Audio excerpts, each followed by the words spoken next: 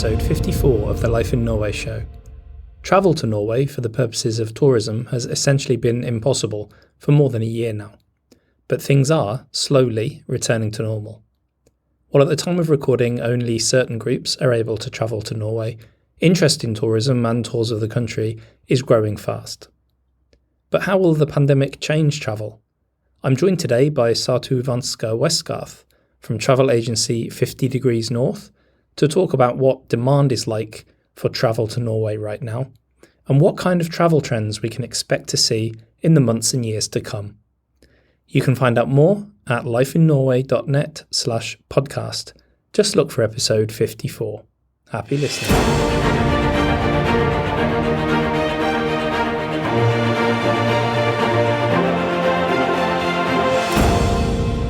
I'd like to welcome Satu Westgarth to the latest episode of the Life in Norway show. Satu is the Nordic General Manager and co-owner of the travel agency 50 Degrees North. Satu, welcome to the show. Thank you very much. It's lovely to be here today. Now, as co-owner of a travel agency, you must have had a very interesting 12 months or so. Before we dive into that, tell us a little about 50 Degrees North. First of all, it has been a roller coaster year for sure. But 50 Degrees North, so we are so-called incoming tour operator. So that means we design and plan travels here in Norway and the Nordic region for basically people from outside the region. So we work a lot with US clients, with clients from Australia, from UK, from Europe. And we are really focused on kind of boutique, small-scale travel. We work a lot with couples and families and small groups of friends who want to kind of experience this region in a, I would say, more authentic way. So we are all locals and we love to show our region through kind of our eyes. And we love to work with the local smaller scale suppliers and family-owned businesses and really create kind of amazing holidays for international guests. Right. One of the reasons I wanted to talk to you on the show today is that you are, of course, a foreigner living in Norway, like myself, and we first got to know each other through the blogging world many years ago. You used to run a travel blog or a blog about your time living in Norway. You are originally from Finland, and I'm curious to know because people from all around the world, they view Scandinavia and the Nordic region as one. People are all the same. It's just a different color flag. So is that true? Did you feel like a foreigner when you first came to Norway, and do you still now? So I definitely did. I would say these days, so I've lived in Norway now for 10 years, so Norway is definitely home. But so is Finland, and so is Ireland and other places I've lived in.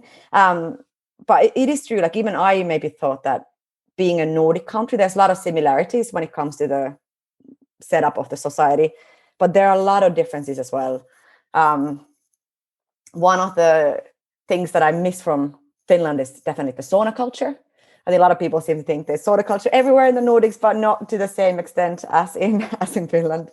And it's small, subtle differences. Maybe the biggest one is the language, of course. All the Scandinavian languages like Swedish, Norwegian, Danish are all quite similar. But then comes Finnish, which is totally different. And even though in Finland we learn Swedish in school, you never really use it. And I was away in English-speaking countries for many years. So moving to Norway took me a while to kind of tune into the Norwegian dialects and, really start learning the language. So you live with a Brit and you have children here growing up in Norway. So what languages are you using at home? So at home we speak Finnish and English. Of course, being married to a Brit doesn't help my Norwegian skills. But at home we speak Finnish and English. And then the kids, of course, they have grown up in the Norwegian environment from kindergarten to school. So they speak Norwegian like locals as well. It must confuse people when you have visitors at home with this mix of three languages going on. Yeah, and I was thinking sometimes in the shops when we are all there and we like all the three languages are maybe in one sentence sometimes, it must sound a little bit peculiar. Yeah. So with all these Nordic languages going on, you are ideally placed to be helping to run a Nordic travel agency. You bring people from all over the world to the Nordic region, other places too, but we'll focus on the Nordic region today. Putting the pandemic to one side at the moment, which I know we'd all like to do, Among your customers, the people that you serve, what brings them to the Nordic region and specifically Norway? So I would say, so our clients often are quite well traveled. So they are looking for new destinations, first of all. And of course, the Nordic region maybe comes for many after London and Paris and Italy when it comes to Europe. But for Norway, especially, you have the kind of landscape you don't really find anywhere else in Europe. So with the fjords, that's a massive pull, especially in the summertime. And then, of course, in the winter, you have the northern lights across all of Finland, Sweden, Norway, of course. But I'd say the natural beauty is one of the main massive draws for our clientele. Now let's talk about the elephant in the room, the pandemic. Yes. It kind of hit this region really hard in mid-March last year when all of a sudden we were locked down and the borders were closed. What have you been doing since March 2020? Well, first of all, I have to say I got my first gray hairs in March 2020 when we were getting all the clients out of the country when the borders were closing. But I suppose in this sort of crisis situation, you can either kind of hide under your duvet and feel sorry for yourself, or you can start thinking what the future may look like and really, revamp what you're doing, think what's important, what's not. So we have really focused on developing what we do in our business, and we've been lucky in that Norwegian government has given us good support for that sort of project work.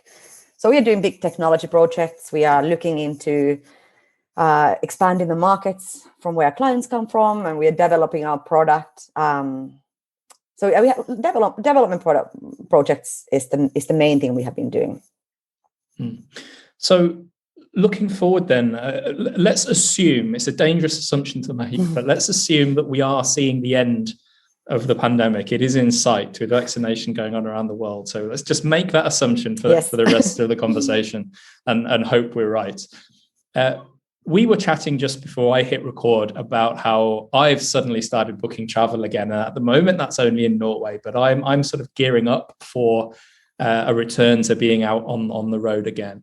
And I've also heard from a lot of destinations and PR agencies that are looking for journalists to start covering travel again. So I certainly sense that the travel industry is gearing up once more after a year in the doldrums. Are you seeing the same thing? Yeah, absolutely. And talking to our clients all throughout the pandemic, and especially now in the last few months, people are so eager to travel. And actually many of our clientele, they have even bigger budgets than before to spend because they have not been able to travel. And we have good examples now with Iceland opening for vaccinated guests. Denmark has just opened for vaccinated guests from certain regions, and that has immediate impact. So we are now very busy booking travel and having clients traveling in Iceland. We are seeing a lot of interest for Norway as well. But when it comes to kind of the uncertainty with the borders, people are not always ready to totally commit until they know that the borders are definitely open. But kind of for next winter, people are quite comfortable already, kind of having something to. Yeah, so having I think it's the whole fact of having something to look forward to. So that you have that trip coming up. But I think it seems that once that green light comes, that you can travel, then things really shift quickly. It's probably too early to tell, but looking ahead at trends in the future, how do you think the pandemic will have changed travel forever? Will we see people traveling more differently or less in total? Yeah, no, I think that's a really interesting question. And that's something we have been wondering about as well. And also from the perspective of will people forget the whole pandemic and kind of go back to the old ways or not? I think in some ways people will travel more locally near your home. I think a lot of people have discovered the beauty of their own home. But I do think that there is still place for that sort of maybe longer haul travel, especially since people have not been able to do that for a while. I really hope that people will think about the sustainability and the kind of the green values as well, because we have seen how some of the crowded places, and especially when it comes to nature, have recovered when there's not so big crowds. And what we really aim to do as well is that when clients travel with us, maybe they are coming from further away, but once they are here, they will travel and leave as little trace as possible. But yeah, a very interesting question. And I think only time will show what will happen. How about business travel? I guess you don't really deal in business travel as far as I'm aware, but I think it's a very interesting segment of the travel industry because in many ways it's business travel that subsidizes a lot of consumer travel, especially with things like airfares, for example. And if all of a sudden there's no one flying in first class and business class, economy fares are going to have to rise. So do you think business travel will recover, or are we in for video conferences for forevermore? I think, to be honest, I think there's no beating meeting people face to face. But that said, like personally, so even though we don't deal with business travel, but personally, I don't want to travel for business as much as I did before. If I think about my calendar in February 2020 and how we emptied out, it was actually quite nice for a little while in certain ways. So I think maybe it's going to be some sort of combination of a little bit of both. We have done so many conferences now with our clients all around the world, but of course that often means that we are up at 1 a.m. Meeting clients because of the time differences. So I think there's pros and cons with both, and I would think business travel will recover to some extent, at least. But I think all these technological solutions we have and all this type of doing business we have learned this year is also there to stay. Focusing now a little more on Norway, you mentioned your hope that a more sustainable, greener approach to travel will emerge from the time after the pandemic. And Visit Norway very recently have launched their strategy through to 2030, which puts sustainability at the very center of everything they want to do in terms of developing the travel industry within the country.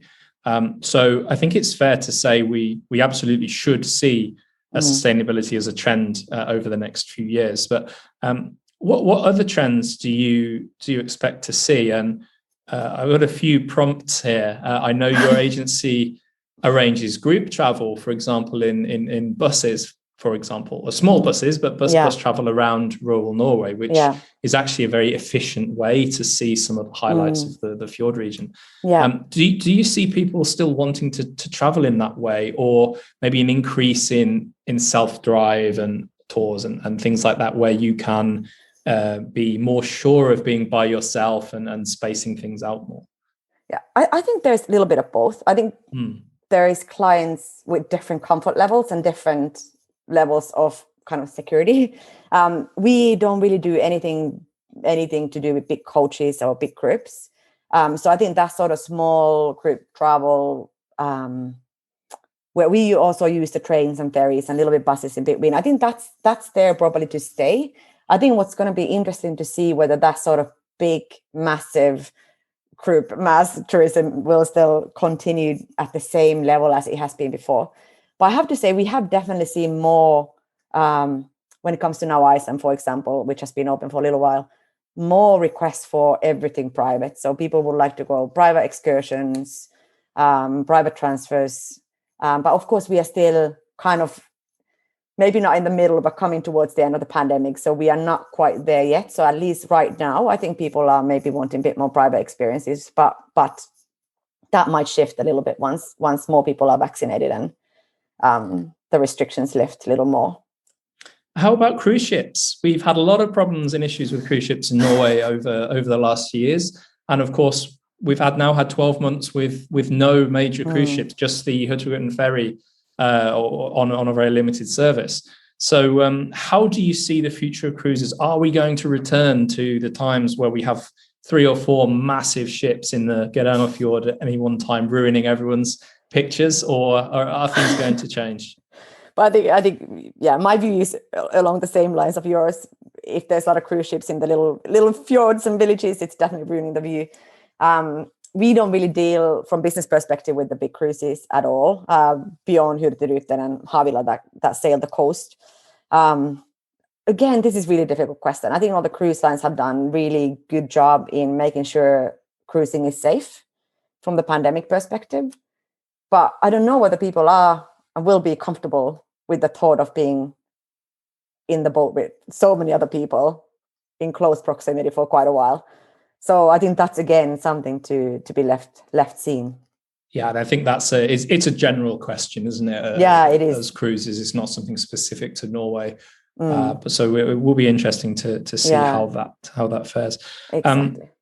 You've mentioned, without naming the trend, you've talked about slow travel in terms of people independently maybe coming to Norway and then spending more time here, perhaps to do a more intense visit than they would have previously. Is slow travel a trend that you see picking up after the pandemic? Yes and no. Again, I think we see a little bit both. We are still seeing people who, if you're still working, you might not have the holiday time to travel as slowly as you might wish. So it's out of the question. But those people who maybe are retired, I think we are seeing that trend a little bit, that people want to travel a little slower and see a little more. I think that sort of experiential travel is definitely lifting its head, and it has been for quite a while. People really want to not only tick items off their list, but also to do something, to learn something, to kind of interact with the locals and the local environment. Any other trends you think we'll see in the travel industry in the years to come? Well, maybe this has been, I think, coming as well. But I think it was the Copenhagen Institute for Future Studies, if I got the name right. But they've been talking about nature as the new luxury, and I think that's definitely something we have seen. And I think the whole Nordic region is fantastic for that. We have such a varied, beautiful nature here. When people talk about luxury in traditional sense, it's all bells and whistles and fancy things. But I think now when people are talking about luxury, it's more about the whole experience rather than 5-star hotels. And I think really our region is perfect for that.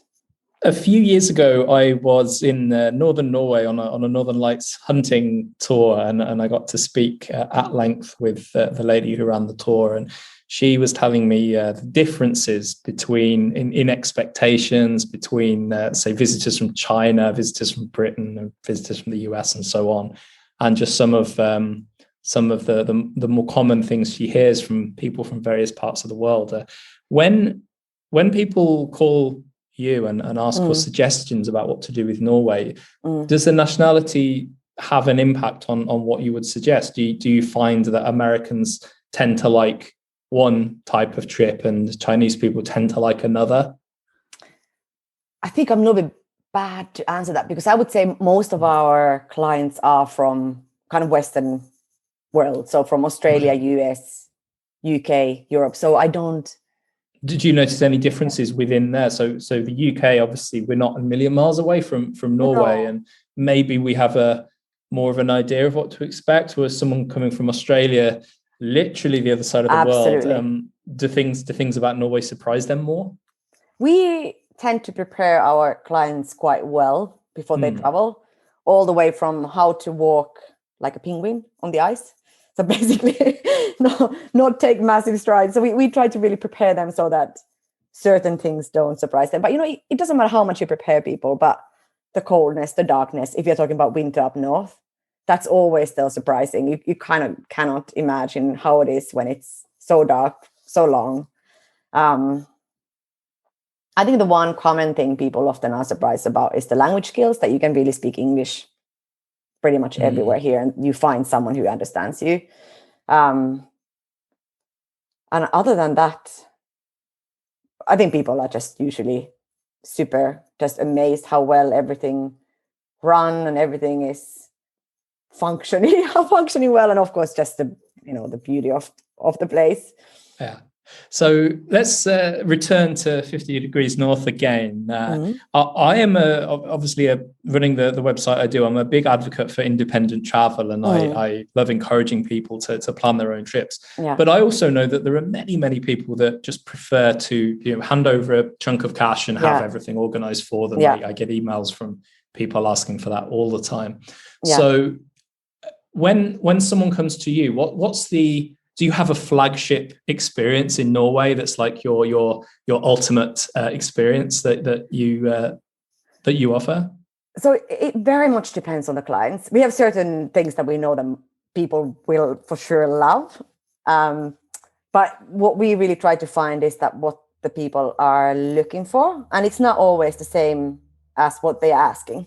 Sometimes they might be asking for something they and 100,000 other people have read about Norway, and we just try to figure out, okay, what would they actually enjoy doing, and then we point them towards that. But if you're talking about Northern Lights, like we just did, it is really handy here how you can combine the nations and experiences. So, for example, if you start from Tromsø up in Northern Norway, which is a great spot to start your experiences, and then you can go on the coastal voyage on Hurtigruten or Havila up to Kirkenes, where you have a snow hotel, and then you can, for example, continue to the Finnish side, where you have Inari, which is the hub for the Sami activity in Finland, and you have a lot of glass accommodation possibilities. So you can have all these sort of really specialty accommodations and experiences, and a lot of chances to see the Northern Lights. So that's definitely kind of a nice routing to experience the Arctic winter and Northern Lights. Now, we've already discussed you're from Finland originally, and I'm a fan of Finland. I like the country very much. What's your recommendation for maybe someone who lives in Norway, or someone who lives anywhere else in the world? What would you recommend them do in Finland? So, well, I might be repeating myself, but sauna. Wherever you go, that's the must, of course. And can I just ask, when you say sauna, do you mean you have to be in the sauna for however long and then you have to jump into the ice hole? Or is that just an optional extra? No, that's highly recommended non-optional activity in the winter. But coming to Finland, I think like Finland has so many different type of destinations as well. Of course, coming to Helsinki, the capital, it's really interesting for culture and architecture and all that. I think both in Norway and Finland, the northern region is special. Maybe just because there's not so many people living there, and you have all the Sami culture, and there's just something magical about that. But I would recommend coming with no hurry, having time to explore. I do love independent travel myself, and having a car or rental car and just taking your time to drive around and stop at interesting places. I think that's the best way to get around, or by train. Excellent. Satu, thank you very much. It's been a very interesting look into the crystal ball at what we might expect in the years to come. As I said, this is all assuming that the current situation is coming to an end. Yeah. Let's hope it is. Before you go, I want to ask you the same questions I ask every guest on the Life in Norway show. What is the best thing about living in Norway? The best thing is for sure the nature. There is no beating the mountains, the fjords, the valleys. Yeah. Absolutely, no the number one answer we get to that question. Yes. We tend to get more mixed answers to this one. What's the most challenging thing about living in Norway? The most challenging thing. I was trying to think about a good answer for this one, and I was really struggling. I'm still struggling with it.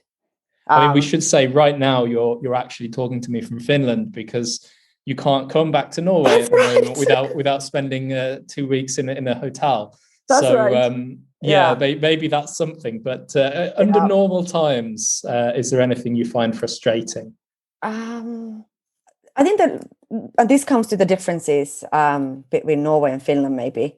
I think in Finland, things happen a bit quicker than in Norway when it comes to anything. So I think like bureaucracy, anything official you need to deal with. So that's sometimes being a little frustrating. But I think when you live in a place long enough, you settle in and take it a bit slower. And it should be interesting to get a travel agent's answer to this question. Where is your favorite place in Norway? Oh, this is so difficult as well. I would love to give you several answers. Right now, it will be my home village of Øyer, since I have not been there for a few months. But northern Norway, I think Lofoten is becoming quite crowded at times, but Lofoten is one of the absolute favorite places for me. You have the mountains or fjords or mountains rising straight from the sea. It's stunning. Satu, thank you so much for joining us today. Where can people find out more about you and the travel services that 50 Degrees North offers? Yes, I think the best place to find us is in the internet. So 50degreesnorth.com, and with the same name in all the social media platforms, Instagram, Facebook, Pinterest, Twitter, you can name it. Excellent. Thank you very much, Satu. Thank you.